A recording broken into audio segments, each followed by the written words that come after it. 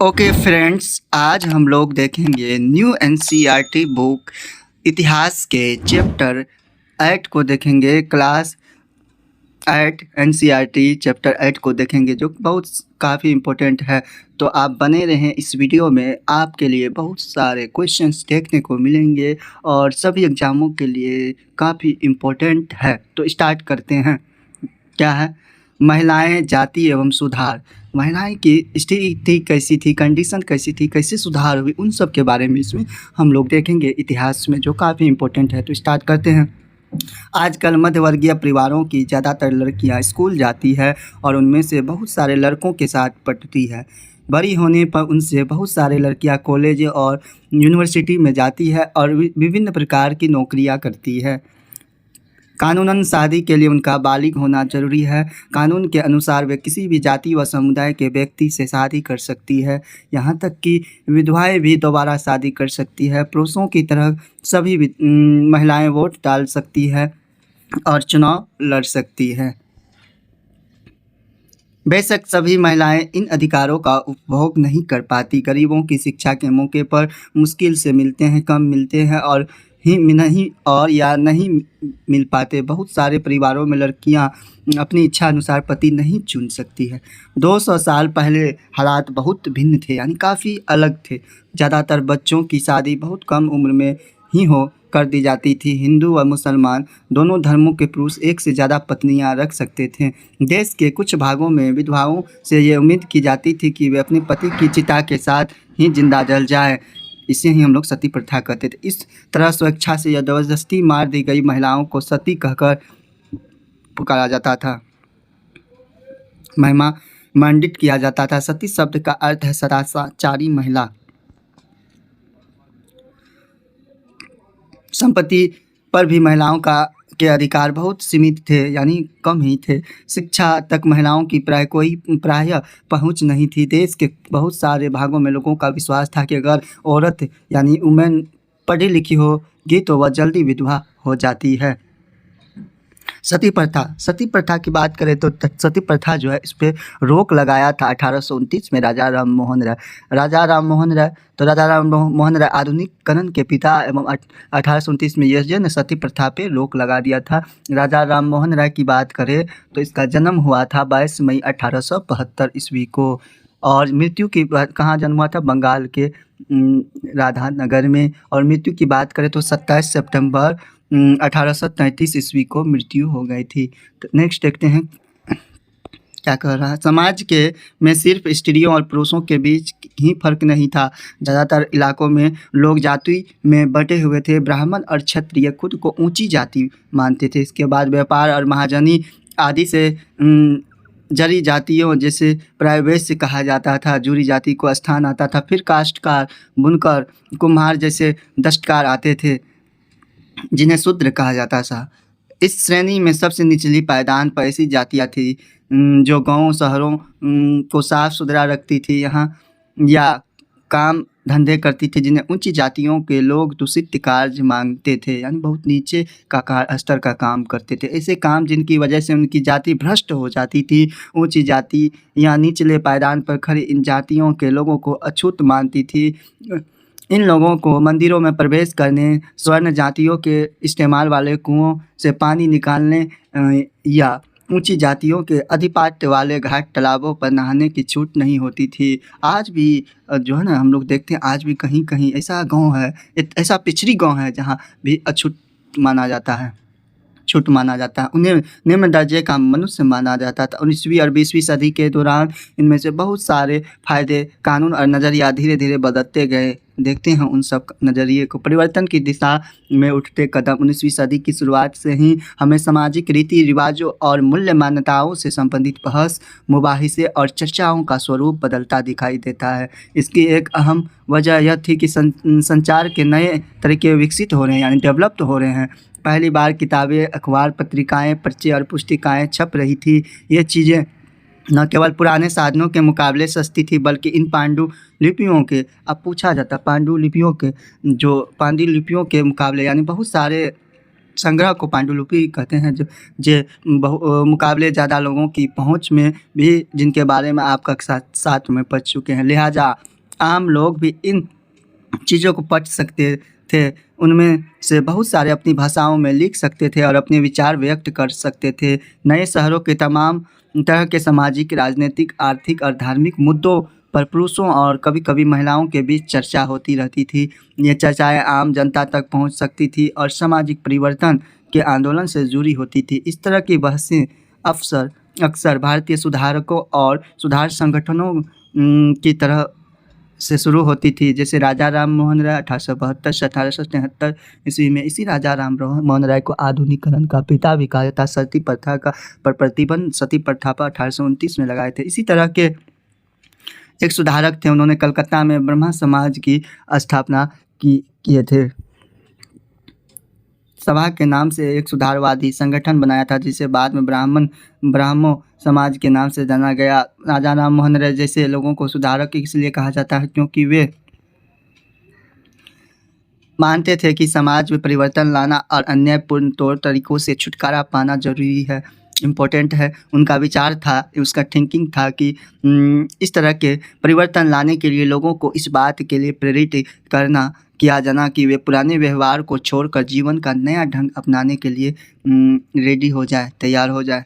राजा राम मोहन राय देश में पश्चिमी शिक्षा का प्रसार करने और महिलाओं के लिए ज़्यादातर स्वतंत्रता और समानता, इक्वलिटी के पक्षधर थे। उन्होंने इस बारे में लिखा कि इस तरह की महिलाओं को जबरन घरेलू कामों में बांध कर रखा जाता था। उनकी दुनिया घर और रसोई तक ही सीमित कर दी जाती थी और उन्हें बाहर जाकर पढ़ने लिखने की कोई इजाज़त नहीं दी जाती थी। विधवाओं की ज़िंदगी में बदलाव लाने की कोशिश की गई। कैसे देखते हैं, यह राजा राम मोहन राय और रेम्ब्रांड पील द्वारा बनाया एक चित्र है, चित्रकारी है जो रेम्ब्रांड पील कि उसके द्वारा बनाया गया, 1833 का है। राजा राम मोहन राय इस बात से काफ़ी दुखी थे कि वे विधवा औरतों को अपनी ज़िंदगी में भारी कष्टों का सामना करना पड़ता है। इसी बात को ध्यान में रखते हुए उन्होंने सती प्रथा के खिलाफ मुहिम यानी छेड़ी।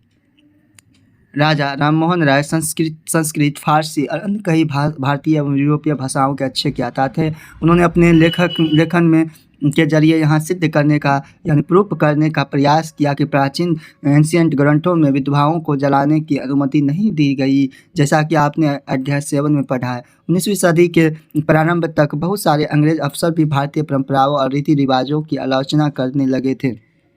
वे राजा राम मोहन राय के विचारों को सही मानते थे क्योंकि उनकी एक विद्वान व्यक्ति के रूप में प्रतिष्ठा थी। फलस्वरूप 1829 में सती प्रथा पर रोक लगा दी। कौन? राजा राम मोहन राय। राम मोहन राय ने इस अभियान के लिए जो रणनीति अपनाई उसके बाद सुधारकों ने भी अपनाया। जब वे किसी हानिकारक प्रथा को चुनौती देना चाहते थे तो अक्सर प्राचीन धार्मिक ग्रंथों से श्लोक या वाक्य ढूंढने का प्रयास करते थे जो उनकी सोच का समर्थन करते थे। उसके बाद वे दलील देते थे कि संबंधित वर्तमान रीति रिवाज प्रारंभिक परंपरा के खिलाफ है। आप देख सकते हैं ये कुंडों पर झूलने का त्यौहार मनाया जा रहा है, आप लोग देख सकते हैं। इस लोकप्रिय त्यौहार में भक्त पारंपरिक अनुष्ठानों के तहत अजीब तरह के कष्ट सहने का अभ्यास करते थे। वे अपनी खाल में कूड़ा भेंट कर एक झूले पर लटक जाते थे। 19वीं शताब्दी के पूर्वार्ध में जब यूरोपियन अफसरों ने भारतीय रीति रिवाजों और अनुष्ठानों को बर्बर कहकर उनकी आलोचना की तो इस त्यौहार की खास तौर से आलोचना की गई, काफ़ी बर्बरता की गई। पहले हम उन्हें लकड़ियाँ में बांध देते थे। देखते हैं राजा राम मोहन ने अपने विचारों का प्रसार करने के लिए बहुत सारे पर्चे लिखे। इनमें से कुछ पर्चे किसी खास रिवाज के समर्थन और आलोचकों के बीच बहस के रूप में लिखे गए। सती प्रथा के बारे में देख सकते हैं। सती पर समर्थन। औरतें कुदरती तौर पर कम समझदार, बिना दृढ़ संकल्प व भरोसे के योग्य नहीं होती है। उनमें से बहुत ही अपने पति की मृत्यु के बाद उसके साथ जाने की कामना करने लगी, परंतु वे कहीं धधकती आग से भाग न निकले, इसलिए पहले हम उन्हें चिता की लकड़ियों से कसकर बांध देते थे। सती विरोधी क्या?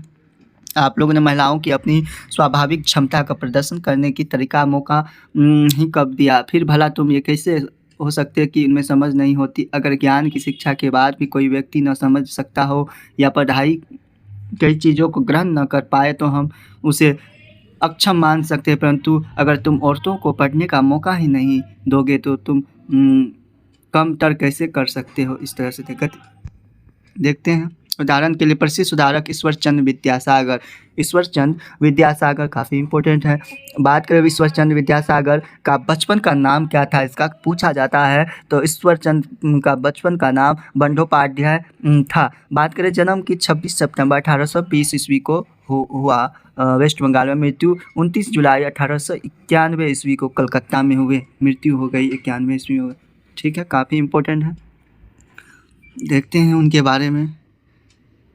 वे विधवा विवाह के पक्ष में प्राचीन ग्रंथों का हवाला दिया था। अंग्रेज सरकार ने उनका यह सुझाव मान लिया। 1856 में विधवा विवाह के पक्ष में एक और कानून लॉ पारित कर दिया जो विधवाओं के विवाह का विरोध करते थे। उन्होंने विद्यासागर का भी विरोध किया और यहाँ तक कि उनका बहिष्कार कर दिया। 19वीं सदी के उत्तरार्ध तक विधवा विवाह के पक्ष में चलाया जा रहा आंदोलन देश के अन्य भागों में भी फैल गया। मद्रास प्रेसिडेंसी के तेलुगु भाषी इलाकों में व्रेस्लिंग पतलुंग ने विधवा विवाह के समर्थन में एक संगठन बनाया था। लगभग उसी समय बम्बई में युवा बुद्धिजीवियों और सुधारकों ने विधवा विवाह के प्रचार प्रसार का संकल्प लिया।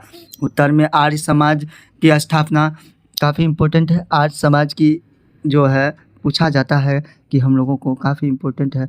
आर्य समाज की स्थापना के दयानंद सरस्वती जी थे।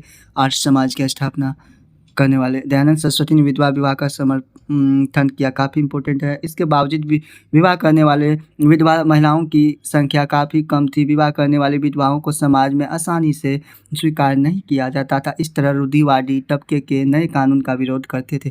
दयानंद सरस्वती ने 1875 में आर्य समाज की स्थापना की थी। आर्य समाज हिंदू में धर्म सुधारने का एक कथक प्रयास था। काफ़ी इम्पोर्टेंट है, इसको आप लोग माइंड में रिकॉल कर लेंगे। लड़कियां स्कूल जाने लगती हैं। बहुत सारे सुधारकों को लगता था कि महिलाओं की दशा सुधारने के लिए लड़कियों को शिक्षित करना जरूरी है। कलकत्ता में विद्यासागर और मुंबई में बहुत सारे अन्य सुधारकों ने लड़कियों के लिए स्कूल खोले। 19वीं सदी के मध्य में जब इस तरह के प्रारंभिक स्कूल खुले तो बहुत सारे लोग उनसे डरते थे। लोगों को डर था कि स्कूल वाले लड़कियों को घर से निकाल ले जाएंगे और उन्हें घरेलू कामकाज नहीं करने देंगे। स्कूल जाने के लिए लड़कियों को सार्वजनिक स्थानों से गुजर कर जाना पड़ता था। बहुत सारे लोगों को लगता था कि इससे लड़कियां बिगड़ जाएगी। उनकी मान्यता थी कि लड़कियों को सार्वजनिक स्थानों से दूर रहना चाहिए। फलस्वरूप 19वीं सदी में पढ़ने लिखने वाली ज़्यादातर महिलाओं को उनके उदार विचारों वाले पति की देखरेख में घर पर ही पढ़ाया जाता था। कई महिलाओं ने बिना किसी की मदद किए लिए खुद ही पढ़ना लिखना सीखा। क्या आपको यह पता है? पिछले साल की सामाजिक एवं राजनीतिक जीवन पुस्तक में आपने राजसुंदरी देवी के बारे में पढ़ा। वे ऐसी महिलाओं में से थी जिन्होंने रात में दिए की टिमटिमाटी लौ में चोरी छिपे से लिखना पढ़ना सीखा था। ये काफ़ी इंपॉर्टेंट है, इसको नोट कर लीजिए। हिंदू विश्वविद्यालय की छात्राएं 1875 ईस्वी में। 19वीं शताब्दी में जब लड़कियों के लिए स्कूल खोले गए तो आमतौर पर माना जाता है कि लड़कियों की पढ़ाई लिखाई लड़कों की पढ़ाई लिखाई से कम सख्त होनी चाहिए। हिंदू महिलाएं विद्यालय ऐसी शुरुआती संस्थाओं में से था जहां शिक्षा दी जाती थी तो उस समय लड़कों को दी जा रही थी। 19वीं शताब्दी के आखिरी हिस्से में आर्य समाज द्वारा पंजाब और ज्योतिबा फुले काफ़ी इम्पोर्टेंट है, पूछा जाता है। ज्योतिबा फुले का जन्म की बात करें 11 अप्रैल 1827 ईस्वी को महाराष्ट्र के सतारा में हुआ और वह माली परिवार से बिलोंग्स करते थे। मृत्यु की बात करें तो 28 नवंबर 1890 ईस्वी को हो गए। ज्योतिराव फुले काफ़ी इम्पोर्टेंट है। महाराष्ट्र में लड़कियों के लिए स्कूल खोले गए। उत्तर भारत के कुलीन मुस्लिम परिवारों की महिलाएं अरबी में कुरान शरीफ पढ़ना सीखने लगी। उन्हें घर पर ही पढ़ाने के लिए शिक्षिकाएं रखी जाती थी। इस स्थिति को देखते हुए मुमताज़ अली जैसे कुछ सुधारकों ने कुरान शरीफ की आयतों का हवाला देकर कहा कि महिलाओं को भी शिक्षा का अधिकार मिलना चाहिए। काफ़ी इम्पोर्टेंट है। किसने कहा था? कुरान शरीफ की आयतों से मुमताज़ अली ने कहा था। 19वीं सदी के आखिर से ही उर्दू में उपन्यासों का सिलसिला शुरू हुआ। इन उपन्यासों में महिलाओं को इस बात के लिए प्रोत्साहित किया गया कि वे धर्म में घरेलू साज समाल के बारे में पढ़े, महिलाओं के बारे में महिलाएं लिखने लगी। 20वीं सदी की शुरुआत से ही बहुत सारी मुस्लिम महिलाओं ने महिला शिक्षा को बढ़ावा देने के लिए अहम भूमिका अदा की। जैसे भोपाल की बेगमों ने अलीगढ़ में लड़कियों के लिए प्राथमिक स्कूल खोला। बेगम रुकैया सखावत हुसैन भी इस दौर की एक प्रभावशाली महिला थी, जिन्होंने कलकत्ता और पटना, काफ़ी इंपॉर्टेंट है, इसको नोट कर लीजिए, कलकत्ता और पटना में मुस्लिम लड़कियों के लिए स्कूल खोले। कौन? काफ़ी रूढ़िवादी विचारों के लिए रुकैया सखावत हुसैन, काफ़ी इंपॉर्टेंट है, इसको नोट कर लेंगे। आलोचक थे कि उनका मानना था कि प्रत्येक धर्म के धार्मिक नेताओं औरतों को निचले दर्जे में रखा है। 1880 के दशक तक आते आते भारतीय महिलाएं विश्वविद्यालयों में प्रवेश लेने लगी थी। उनमें से कुछ चिकित्सक और कुछ शिक्षिका बन गई। बहुत सारे महिलाएं लिखने लगी और उन्होंने समाज में महिलाओं की स्थिति, कंडीशन पर अपने आलोचनात्मक विचार प्रकाशित किए। पूना में घर पर ही रहकर शिक्षा प्राप्त करने वाली ताराबाई शिंदे स्त्री पुरुष तुलना नाम से एक किताब प्रकाशित की, जिसमें पुरुषों और महिलाओं के बीच मौजूद सामाजिक फर्कों की आलोचना की गई। संस्कृत की महान विद्वान पंडित रामाबाई का मानना था कि हिंदू धर्म महिलाओं का दमन करते हैं। उन्होंने ऊंची जातियों की हिंदू महिलाओं की दुर्दशा पर एक किताब भी लिखी थी। उन्होंने पूना में एक विधवागिरी की स्थापना की, जहां ससुराल वालों के हाथों अत्याचार झेल रही महिलाओं को पनाह दी जाती थी। वहाँ महिलाओं को ऐसी चीज़ें सिखाई जाती थी जिनके सहारे वे अपनी रोजी रोटी चला सकें। पंडित रामाबाई देख सकते हैं, पंडित रामाबाई है, काफ़ी इंपॉर्टेंट है। इसकी जन्म की बात करें तो 23 अप्रैल 1858 को मैसूर कर्नाटक में हुआ था। मृत्यु की बात करें तो 5 अप्रैल 1922 ईस्वी को महाराष्ट्र में हुई थी रामाबाई का, काफ़ी इंपॉर्टेंट है। जाहिर है कि इन सब बातों में रूढ़िवादी खेमे के लोग काफ़ी आग बबूला हुए। उदाहरण के लिए बहुत सारे हिंदू राष्ट्रवादियों को लगने लगा था कि हिंदू महिलाएं पश्चिमी तौर तरीके अपना रही है, जिससे हिंदू संस्कृति भ्रष्ट होगी और पारिवारिक संस्कार नष्ट हो जाएगी। रूढ़िवादी मुसलमान भी इन बदलावों के नतीजों को लेकर चिंतित थे। जैसा कि आप देख सकते हैं, 19वीं सदी के आखिर तक खुद महिलाएं भी सुधारों के लिए बढ़ चढ़ कर प्रयास करने लगी थी। उन्होंने किताबें लिखी, पत्रिकाएं निकाली, स्कूल और प्रशिक्षण केंद्र खोले तथा महिलाओं को संगठित किया। 20वीं सदी की शुरुआत में से वे महिलाओं को मताधिकार, बेहतर स्वास्थ्य सुविधाएं और शिक्षा के अधिकार के बारे में कानून बनवाने के लिए राजनीतिक दबाव समूह बनाने लगी थी। उनमें से कुछ महिलाओं ने 1920 के दशक के बाद विभिन्न प्रकार के राष्ट्रवादी और समाजवादी आंदोलन में हिस्सा भी लिया। देख सकते हैं आप लोग। पुस्तक स्त्री पुरुष की तुलना ताराबाई शिंदे ने लिखी। क्या औरत को अपनी ज़िंदगी उतनी ही प्यारी नहीं होती जितनी कि तुम्हारी ज़िंदगी प्यारी? ये तो कुछ ऐसी बात हो गई मानो महिलाएं पुरुष से बिल्कुल अलग चीज़ों से बनी है, मानो कि धूल या चट्टानों या जंग लगे लोहे से बनी हो और तुम्हारी ज़िंदगी शुद्ध सोने की बनी हो। तुम मुझसे पूछते हो कि मेरा क्या मतलब है। मेरा मतलब यह है कि जब औरत का पति मर जाता है तो उसका क्या हश्र होता है। नाई आता है और उसके लहाते बाल साफ कर देता है, सिर्फ इसलिए कि तुम्हारी आंखों को ठंडक पड़ जाए। उसे शादी ब्याह, आवभगत और उन शुभ अवसरों से बहिष्कृत कर दिया जाता है जहां विवाहित महिलाएं जाती है। और भला इन पाबंदियों की वजह क्या है? क्योंकि उसका पति मर चुका है, वह अभागी है, दुर्भाग्य उसके माथे पर खुदा हुआ है, उसका चेहरा देखा नहीं जाता, अशुभ होता है। इस तरह के जो राइटर थे ताराबाई, काफ़ी इंपॉर्टेंट चीज़ लिखी। स्त्री पुरुष तुलना एक पुस्तक आप लोग देख सकते हैं।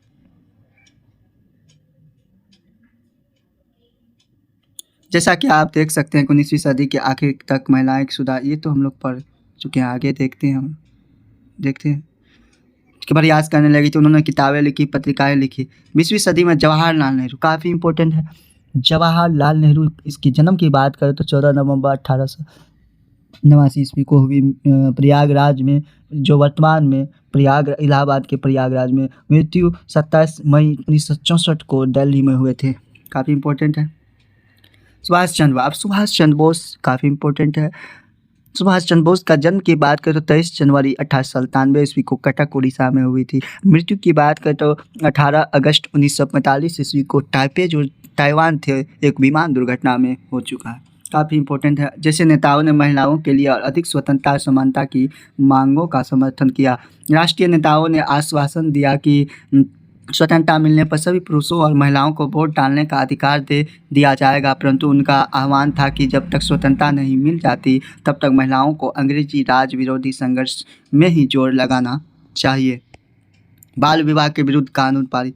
महिला संगठनों के विकास तथा इन मुद्दों पर हो रहे लेखन की वजह से सुधारों के पक्ष में आवाज़ और मजबूत हुई। लोग बाल विवाह जैसी स्थापित परंपराओं को चुनौती देने लगे। केंद्रीय विधानसभा में बहुत सारे सांसद थे जिन्होंने बाल विवाह पर पाबंदी हेतु कानून बनाने के लिए संघर्ष किया। 1929 ईस्वी में काफ़ी इम्पोर्टेंट है, 1929 ईस्वी में बाल विवाह जो इस समय लॉर्ड इरविन के काल था, विवाह निषेध अधिनियम पारित किया गया। इस कानून के बाद वैसी कड़वी बहसें और संघर्ष नहीं हुई जैसे पुराने सुधारवादी कानूनों के बारे में हुए थे। इस कानून के अनुसार 18 साल से कम उम्र के लड़के और 16 साल से कम उम्र की लड़की की शादी नहीं की जा सकती थी। बाद में यह बढ़कर 21 साल व 18 साल कर दी गई। काफ़ी इम्पोर्टेंट है। 8 साल की दुल्हन, आप इस चित्र के जरिए देख सकते हैं। यह 20वीं सदी की शुरुआत में एक बाल वधू का चित्र है। क्या आपको पता है आज भी हमारे देश में 20% से ज़्यादा लड़कियां की शादी 18 साल से पहले हो जाती है। आप देख सकते हैं इस तरह के। जाति और समाज सुधार। हमने अभी जिन समाज सुधारकों का जिक्र किया उनमें से कई जाति गैर बराबरी के भी विरोधी थे। राजा राम मोहन राय ने जाति व्यवस्था की आलोचना करने वाले एक पुराने बौद्ध ग्रंथ का अनुवाद किया। प्रार्थना समाज की भक्ति पर का समर्थन था जिसमें सभी जातियों के आध्यात्मिक समानता पर जोर दिया गया था। जाति उन्मूलन के लिए काम करने के लिए बम्बई में 1840 में परमहंस मंडली का गठन किया गया। इन सुधारकों और सुधार संगठनों के सदस्यों में बहुत सारे ऊंची जातियों के लोग थे। गुप्त बैठकों में ये सुधार भोजन और स्पर्श जैसे मामले में जातीय कानूनों का उल्लंघन करते थे, जिससे आपको अपने जीवन में भी जातीय पूर्वाग्रहों और बंधनों से निजात पा सके। कई लोग ऐसे थे जो जाति आधारित समाज व्यवस्था में होने वाले अन्याय के विरुद्ध होते थे। 19वीं सदी में ईसाई प्रचारक आदिवासी समुदायों और निचली जातियों के बच्चों के लिए स्कूल खोलने लगे। इस प्रकार इन बच्चों को बदलती दुनिया में अपना रास्ता ढूंढने के नए साधन मिलने लगे। उसी तरह बहुत सारे गरीब लोग शहरों में निकल रही नौकरियों की तलाश में गांव छोड़कर भी जा रहे थे। नए कारखाने, नगर पालिकाओं में नई नौकरियां निकल रही थी। कल्पना कीजिए इससे मजदूरी की कितनी मांग पैदा हुई होगी। शहरों में नालियाँ बनाई जानी थी, सड़कें बिछनी थी, इमारतें का बड़े बड़े बिल्डिंगों का निर्माण होना था और शहरों को साफ़ किया जाना था। इसके लिए कुलियों, खुदाई करने वालों, बोझ ढोने वाले, ईंट बनाने वाले, नालियाँ साफ़ करने वाले, सफाई कर्मियों, पालकी ढोने वाले, रिक्शा खींचने वाले की ज़रूरत थी। यह श्रम कहाँ से आया?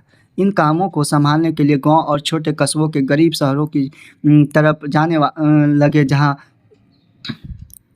मजदूरी की मांग पैदा हो रही थी। शहर जाने वालों में बहुत सारे निम्न जातियों के लोग भी थे। कुछ लोग असम, मॉरिशस, ट्रिनिडाद और इंडोनेशिया आदि स्थानों पर बागानों में काम करने भी चले गए। नए स्थानों पर काम अक्सर बहुत कठोर था, परंतु गरीबों, निचली जातियों के लोगों को यह स्वर्ण जमींदारों द्वारा उनके जीवन पर दमनकारी कब्जे और दैनिक अपमान से छूट निकलने का एक मौका था। आप देख सकते हैं एक कुली जहाज 19वीं सदी में नाव के द्वारा पानी में जॉन एलन नामक इस कुली जहाज के द्वारा भारतीय मजदूरों को मॉरिशस ले जाया जाता था।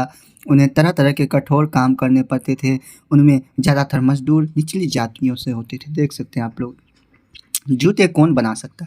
चमड़े का काम करने वाले को परंपरागत रूप से नीची नज़र से देखा जाता है क्योंकि वे मृत पशुओं का चमड़ा निकालते हैं जिन्हें गंदा व दूषित माना जाता है। पहले विश्व युद्ध के दौरान सेना के लिए जूते की जबरदस्त मांग पैदा हो गई थी, परंतु चमड़े के कामों के प्रति जातीय पूर्वाग्रहों की वजह से केवल परंपरागत चमड़ा कामगार और मोची ही जूते तैयार कर सकते थे। लिहाजा वे ज़्यादा कीमत की मांग करने लगे और उन्हें काफ़ी लाभ हुआ। देखा, जूते बनाते मदिगा समुदाय के लोग। कौन? मदिगा समुदाय के लोग 19वीं शताब्दी में आंध्र प्रदेश का एक दृश्य है। आप देख सकते हैं मदिगा समुदाय के लोग मौजूद आंध्र प्रदेश में मदिगा का एक महत्वपूर्ण अछूत जाति रही है। वे पशुओं के शवों को साफ करने, चमड़ा तैयार करने और चप्पल, जूतियाँ सीने में माहिर थे, काफ़ी इम्पोर्टेंट है। इसके अलावा दूसरी तरफ नौकरियां भी सामने आ रही थी। उदाहरण के लिए सेना में भी लोगों की ज़रूरत बढ़ गई। अछूत माने जाने वाले महार समुदाय के बहुत सारे लोगों को महार रेजिमेंट में नौकरी मिला। किस रेजिमेंट में? महार रेजिमेंट में।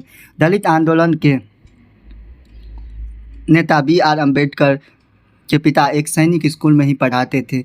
B.R. अम्बेडकर जो B.R. अम्बेडकर जी की बात के काफ़ी इम्पोर्टेंट है। जन्म 18 अप्रैल 1891 ईस्वी को महार जाति में मध्य प्रदेश के मऊ में हुआ। कहाँ हुआ? मऊ में। उसके बात करें, उसके दादा और पिता वो आर्मी में थे, दोनों ही आर्मी में थे। इस तरह से काफ़ी इम्पोर्टेंट है। देख सकते हैं बम्बई प्रेसिडेंसी में 1829 में भी अछूतों को सरकारी स्कूल में घुसने नहीं दिया जाता था। जब उन्हें इस अधिकार के लिए सख्ती से आवाज़ उठाई गई तो उन्होंने कक्षा के बाहर बरामदे में बैठकर सबक सुनने की इजाज़त दी, ताकि वे कमरे को दूषित न कर सके जहां ऊंची जाति के लड़कों को पढ़ाया जाता था। इस तरह का भेदभाव होते थे। देखिए, गुजरात के दुबला समुदाय के लोग बाजार के लिए आम ढोकर ले जाते हुए इस तरह की टोकरी में देख सकते हैं। दुबला मजदूर स्वर्ण जमींदारों के पास मजदूरी करते थे। वे उनके खेत संभालते थे और जमींदार के घर आंगन में तमाम छोटे बड़े काम करते थे। समानता न्याय की मांग। 19वीं सदी के दूसरे हिस्से तक गैर ब्राह्मण जातियों के भीतर से भी लोग जातीय भेदभाव के खिलाफ आवाज़ उठाने लगे थे। उन्होंने सामाजिक समानता न्याय की मांग करते हुए आंदोलन शुरू कर दिए थे। मध्य भारत में सनातनी आंदोलन की शुरुआत घासीदास ने की। काफ़ी इम्पोर्टेंट है। चमड़े का काम करने वाले को संगठित किया और उनकी सामाजिक स्थिति में सुधार के लिए आंदोलन छेड़ दिया। पूर्वी बंगाल में हरिदास ठाकुर मटुआ पंथ में चंडाल काश्तकारों के बीच काम किया। हरिदास ने जाति व्यवस्था को सही ठहराने वाले ब्राह्मणवादी ग्रंथों पर सवाल उठाया, जिसे आज केरल कहा जाता है। वहाँ एझावा जाति के श्री नारायण गुरु एझावा जाति के जो थे, काफ़ी इम्पोर्टेंट है। श्री नारायण गुरु ने अपने लोगों के बीच एकता का आदर्श रखा। उन्होंने जातिगत भिन्नता के आधार पर लोगों के बीच भेदभाव करने का विरोध किया। उनके अनुसार सारी मानवता की एक ही जाति है। उनका एक महत्वपूर्ण कथन था, ओरु जाति ओरु मत्तम और देवम मानुष्यानु, यानी मानवता की एक जाति, एक धर्म, एक ईश्वर है। काफ़ी इम्पोर्टेंट है, इसको नोट कर लेंगे। इन सभी पंथों की स्थापना ऐसे लोगों ने की थी जो गैर ब्राह्मण जातियों से थे और उनके बीच ही काम करते थे। उन्होंने इन आदतों और तौर तरीकों को बदलने का प्रयास किया जो प्रभुत्वशाली जातियों का अपमान करने के लिए उकसाती थी। उन्होंने अधीनस्थ जातियों में स्वाभिमान का भाव पैदा करने का प्रयास किया। नारायण गुरु देख सकते हैं आप लोग। गुलामगिरी काफ़ी इम्पोर्टेंट है। निम्न जाति नेताओं में ज्योतिबा फुले सबसे मुखर नेताओं में से थे। 1827 में जन्मे ज्योतिबा फुले ने ईसाई प्रचारकों द्वारा खोले गए स्कूल में शिक्षा पाई। बड़े होने पर उन्होंने जाति आधारित समाज में फैले अन्याय के बारे में अपने विचार व्यक्त किए। उन्होंने ब्राह्मणों से इस दावे पर खुलकर हमला बोला कि आर्य लोगों के द्वारा वे औरों से श्रेष्ठ है।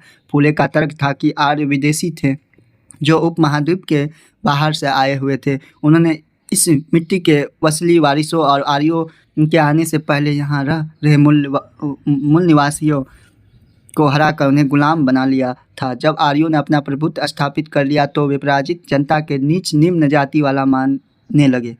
फुले के अनुसार ऊंची जातियों का उनकी ज़मीन और सत्ता पर कोई अधिकार नहीं है। यह धरती यहाँ के देसी लोगों की कथित निम्न जाति लोगों की है। फुले ने दावा किया कि आर्यों के शासन से पहले यहाँ स्वर्ण युग था।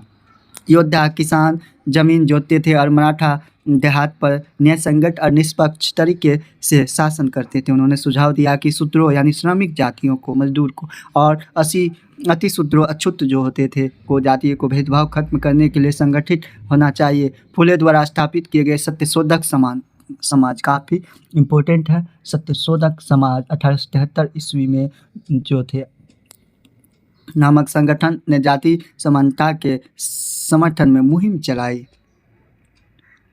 मैं और तुम कहाँ। फुले के उच्च नेताओं में उपनिवेशवाद विरोधी राष्ट्रवाद के भी आलोचक थे। उन्होंने लिखा, ब्राह्मणों ने अपने धर्म की वह तलवार छिपा ली जिसने लोगों की संपन्नता का गला काट दिया और अब वे देश के महान देशभक्त बने घूम रहे हैं। हमारे क्षुद्र मुस्लिम और पारसी नौजवानों को ये सलाह देती है कि अगर हम ऊंच नीच के बारे में अपना सारा लड़ाई झगड़ा बंद करके एकजुट नहीं होंगे तो हमारा देश कभी उन्नति नहीं कर पाएगा।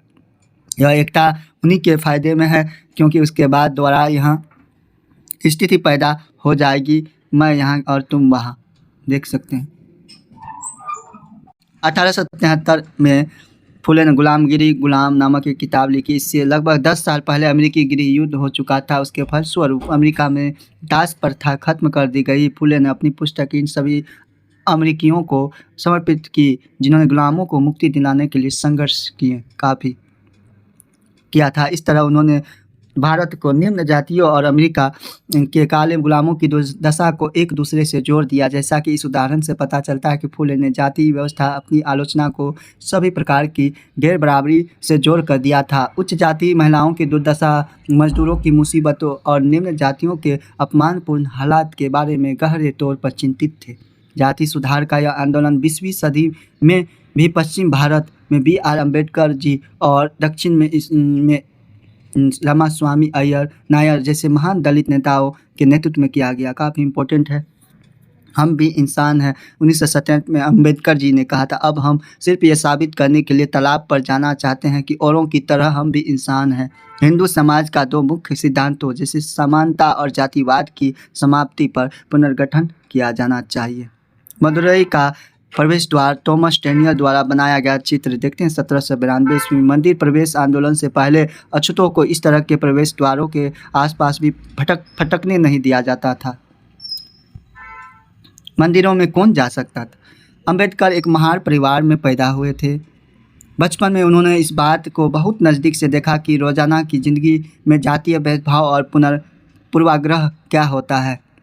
स्कूल में उन्हें कक्षा के बाहर ज़मीन पर बैठना पड़ता था। उन्हें स्वर्ण बच्चों द्वारा इस्तेमाल किए जाने वाले नलकों से पानी पीने की इजाज़त नहीं थी। स्कूल की पढ़ाई पूरी करने के बाद उन्हें उच्च अध्ययन के लिए अमेरिका जाने हेतु फेलोशिप मिल गई। 1919 में भारत लौटने पर उन्होंने समकालीन समाज में उच्च जातीय सत्ता संरचना स्ट्रक्चर पर काफ़ी लिखा। सन 1927 में अम्बेडकर ने मंदिर प्रवेश आंदोलन शुरू किया। कब? 1927 में, काफ़ी इंपॉर्टेंट है, जिसमें महार जाति के लोगों ने बड़ी संख्या में हिस्सा लिया।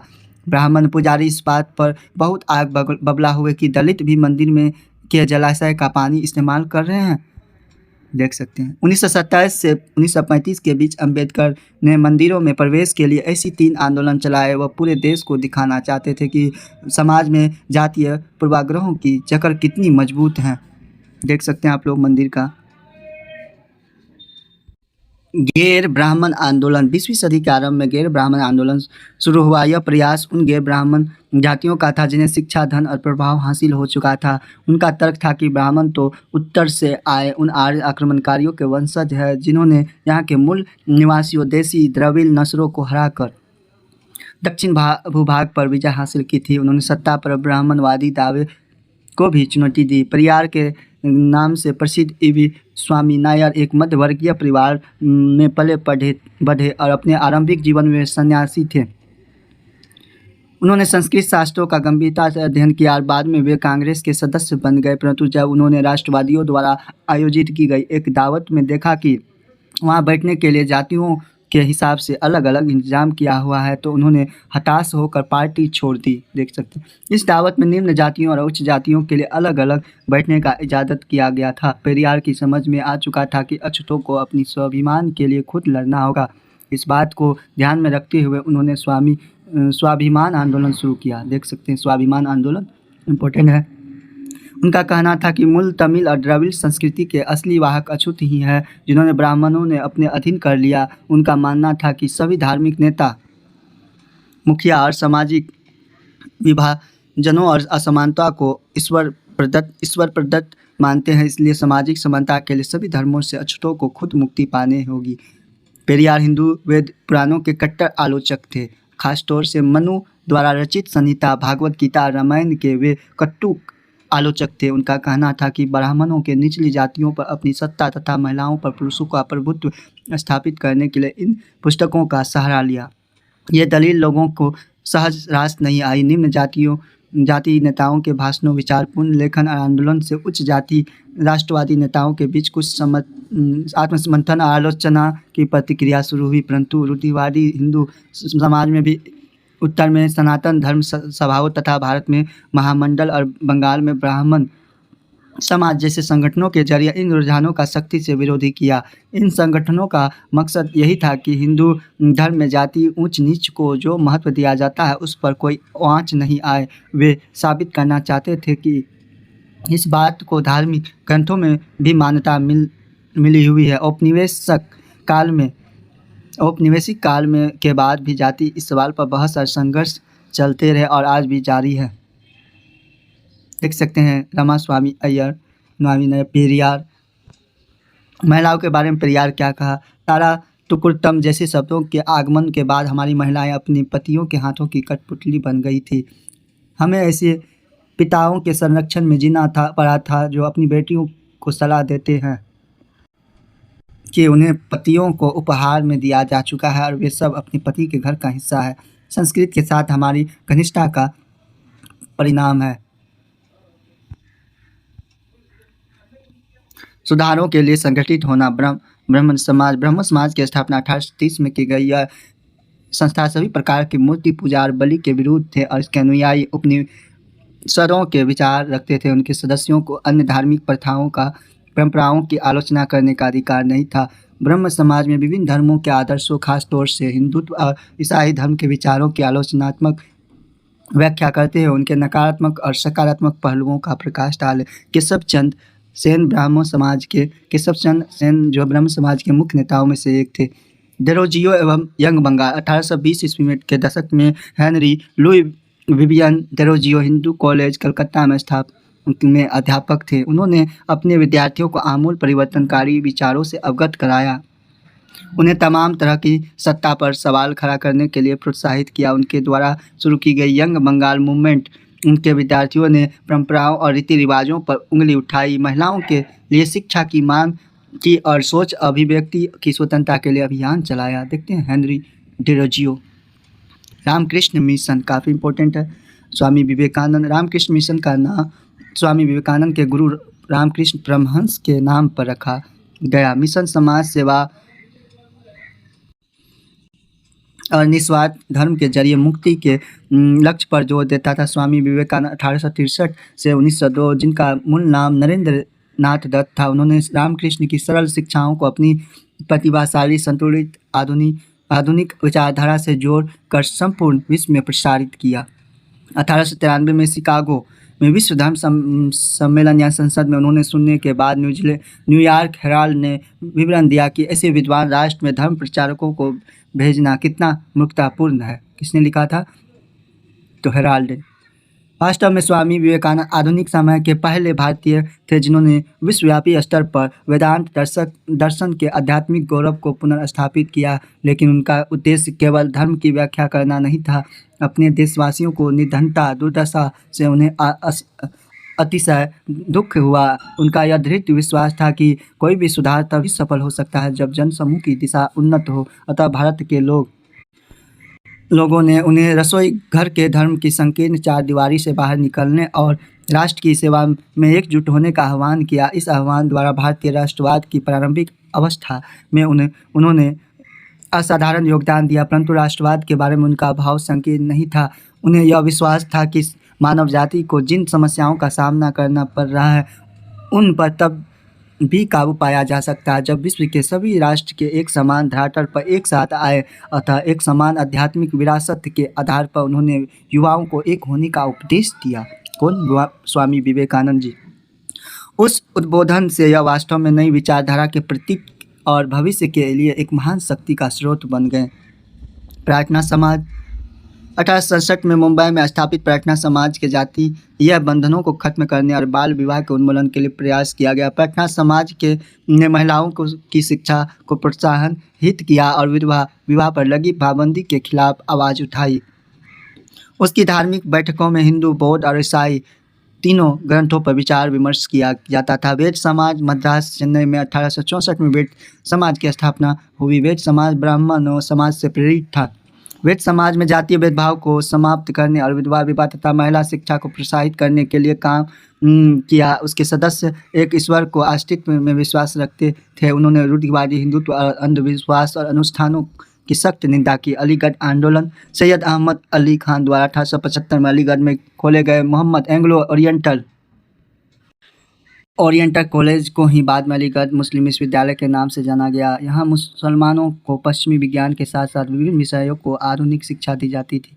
अलीगढ़ आंदोलन का शैक्षिक सुधारों के क्षेत्र में गहरा प्रभाव रहा। देख सकते हैं सिंह तथा आंदोलन सिखों के सुधारवादी संगठन के रूप में सिंह सभाओं की स्थापना 1873 में अमृतसर में से शुरू हुआ और बाद में 1879 में लाहौर में भी सिंह सभा का गठन किया गया।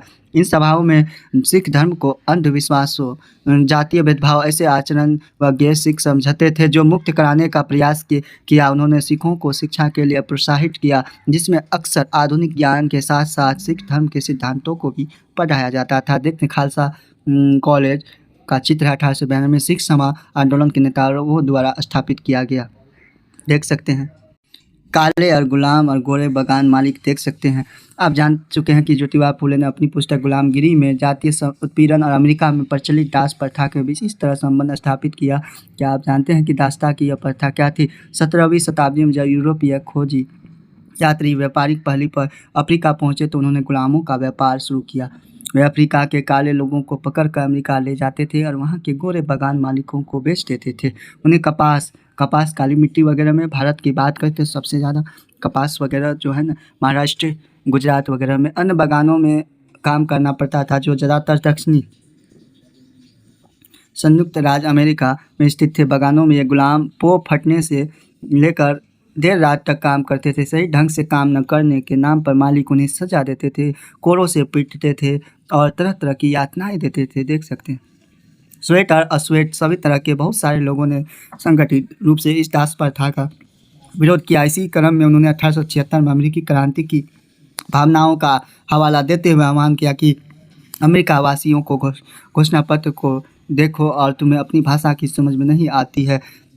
गेटिसबर्ग में दिए गए अपने अत्यंत भावप्रणव भाषण से अब्राहम लिंकन ने कहा था कि उन्होंने दास प्रथा के खिलाफ संघर्ष किया। वे लोकतंत्र के पथ प्रदर्शक हैं। उन्होंने लोगों से आह्वान किया कि वे नस्ली समानता के लिए कदम उठाए ताकि धरती से जनता के द्वारा जनता के लिए सरकार का नाश हो। काफ़ी इंपॉर्टेंट है अब्राहम लिंकन।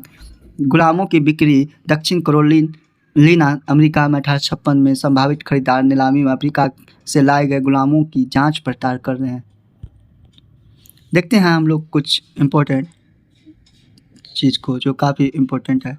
तो स्टार्ट करते हैं। राजा राम मोहन राय की बात करते हैं, जो है ना ब्रह्म समाज की स्थापना किया था कब? 1828 ईस्वी में कलकत्ता में। दयानंद सरस्वती की बात करें तो यह 1875 ईस्वी में आर्य समाज की स्थापना मुंबई में इसी का एक शाखा जो थे 1877 में लाहौर में भी किया गया था।